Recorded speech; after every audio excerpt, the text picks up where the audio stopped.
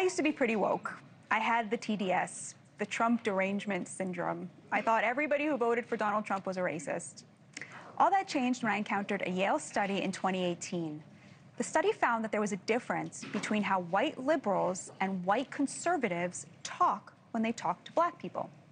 Now, when I saw the headline, I was jubilant. We got 'em. That's what I thought. Turns out the opposite was true. The study found that when white liberals talk to black people, they do something called presenting lower competence. They dumb down their vocabulary using fewer syllables than they do when they talk to white people. And white conservatives don't do this.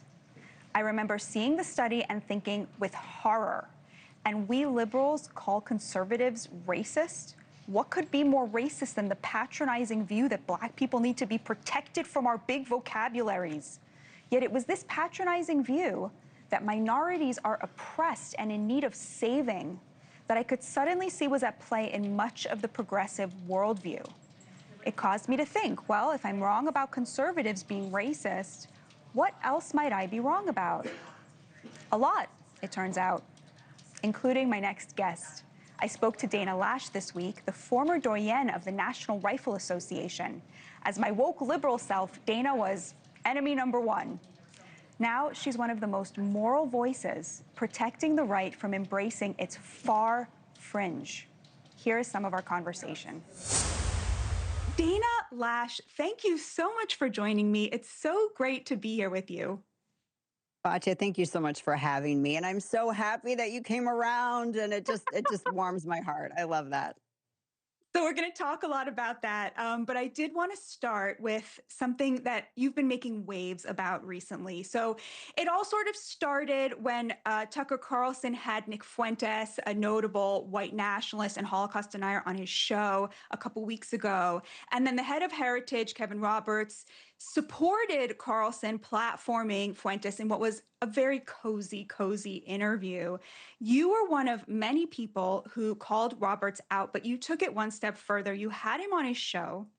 And Dana, you did what I think is maybe one of the best interviews, just from a journalistic point of view, that I've ever seen in my life.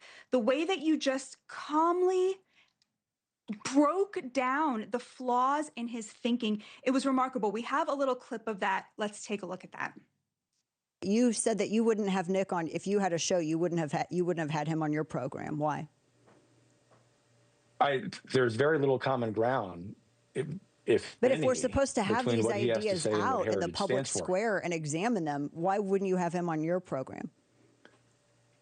Well, I would rather talk about the ideas in a forum at Heritage or some other events. Is it venomous to say that you hate Christian Zionists? Oh, of course it is. Because Tucker said those things. So that would be, I mean, is that not sowing division? It's certainly not helpful, but it doesn't mean that he ought to be canceled, because if in fact, well, that's not the question. It's not whether he should be canceled. Is that sowing division to say things like that? Oh, it's certainly. What was going through your mind when you were conducting that interview? Well, I will give some credit to Kevin Roberts for agreeing to do it, because he had to have known that, you know, I'm always going to be a nice hostess. I'm not going to go and ambush somebody on my show, but I'm going to ask the difficult questions. And I was trying to reconcile how he was saying the things that he was saying with the positions that he actually held. For instance, you know, in that clip, he's talking about, well, we have to discuss these ideas, but yet he actually didn't want to discuss those ideas.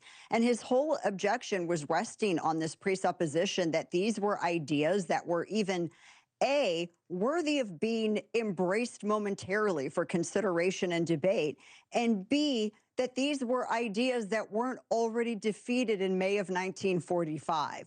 And that's what really was astounding to me, because not every idea, especially one that has been prosecuted and defeated worldwide, there's nothing new. It's the same stuff. It's just being regurgitated behind this veneer of nationalism.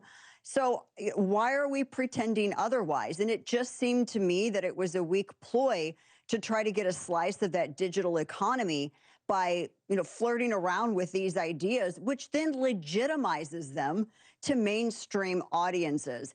And that was the real objection. And so trying to make him understand that this is how we're viewing this. You're holding this position that we should be discussing these ideas and having these debates, simultaneously denying that same thing on your platform for the most obvious reason. So I walked away with it thinking, well, he really agreed with me on this, actually.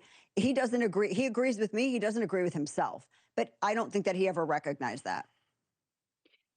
I totally agree with you. I don't think that this is a fight about values. I think it's a media turf war for people on the right, that it's really conservatives versus content creators. It's not like right on right, violence or what have you.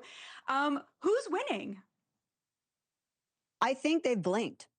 I think they have blinked. I mean, when you have to move the goalpost as many times as I've seen people do over the past couple of weeks, that's not a move that's, characteristic of strength or of winning the argument, when you constantly have to reframe what you're saying and reshape your answers. I think that the way that you described it is, I think that's the perfect encapsulation. You have a bunch of people who are worried about audience capture. They're terrified that they are going to be moved out of that digital economy, which incentivizes controversy and rewards controversy within the algorithm. That rewards it with clicks, that rewards it with money, it rewards it with influence. And so instead of being thoughtful, people are encouraged to be more conspiracy minded. It's like idiocracy in action. That's what we're seeing. And I had a really interesting conversation a couple of months ago with my friend Brent Bozell, who is over at Media Research Center. And he made a great point in that a lot of what we're seeing with this content that's, being, pushed online is that there's not an intellectual mooring.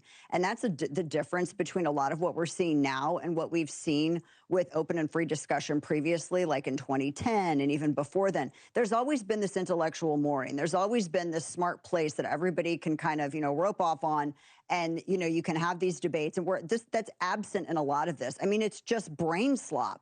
I mean, are we seriously going to sit here and talk about chemtrails, for crying out loud? Are we going to seriously entertain the idea that Stalin is worthy of admiration? I mean, these are barbaric ideas that were promoted. The idea of that somehow Hitler, like you can be Team Hitler. These are barbarian ideas that have been defeated in the court of public opinion over and over again, and there's no reason to go and dig them out of the grave now and repurpose them for the purpose of dividing the right. And that, Batya, that's what all of this is about. It's twofold, actually, maybe even three. You have the fight over the digital economy. You have the power jockeying already underway to try to get something in place after Trump's influence wanes when he terms out. And then, of course, you have this division between the United States and one of our greatest allies, and also dividing the right so that you can further destabilize culture in the United States. And there are a lot of people who are too busy navel gazing to pay attention to that psyop, and they're getting hooked, line, and sinkered by it. Dana Loesch, God bless you and protect you. Thank you so much for joining me. Thank you, Batya. It's an honor. And thank you so much for having me. I really enjoyed it. Thank you for watching. Subscribe below and download our NewsNation app right now on your phone, and you will get fact-based, unbiased news for all Americans.